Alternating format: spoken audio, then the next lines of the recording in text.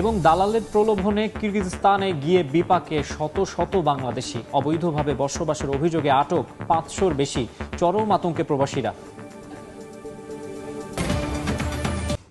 অভিবাসীদের বিরুদ্ধে হঠাৎ করেই কঠোর অবস্থানে কিরগিজস্তান।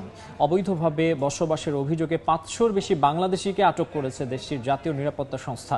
প্রবাসীদের অভিযোগ, দালালের প্রলোভনে কিরগিজস্তানে গিয়ে প্রতারিত হয়েছেন তারা।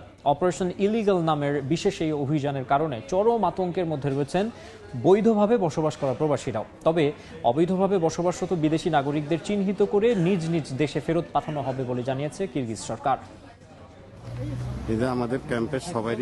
অভিবাসী ইস্যুতে হঠাৎ করেই কঠোর অবস্থানে মধ্য এশিয়ার দেশ কিরগিজস্তান। অবৈধ অভিবাসীদের ধরতে দেশ জুড়ে শুরু হয়েছে অপারেশন ইলিগাল নামের বিশেষ এ অভিযান। দেশটির জাতীয় নিরাপত্তা সংস্থার সমন্বিত এই অভিযানে আটক হয়েছেন কয়েকশো বাংলাদেশি। এর আগে দেশটির নিরাপত্তা বাহিনীর পক্ষ থেকে 10 জুনের মধ্যে অবৈধ অভিবাসীদের স্বেচ্ছায় কিরগিজস্তান ছেড়ে যাওয়ার নির্দেশ দেওয়া হয়। এরপরই অবৈধ অভিবাসীদের গ্রেপ্তারে শুরু হয় সাঁড়াশি অভিযান।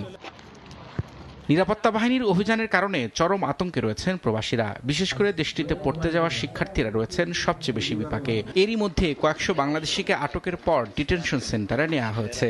তাদের বাংলাদেশে ফেরত পাঠাতে বিশেষ বিমানেরও ব্যবস্থা করছে কিরগিজ সরকার। আমাদের এখানে কোনো এম্বাসি নেই, আমাদের সুযোগ সুবিধে আমরা কাউকে জানাতে পারছি না এবং আমাদের কোনো সমস্যা আমরা কারোর কাছে ফেস করতে পারছি না, যার কারণে পুলিশে অনেকে ধরে নিয়ে গেছে এবং অনেকের উপরে কেস দিছে এবং অনেকে বাংলাদেশে পাঠিয়ে দিছে।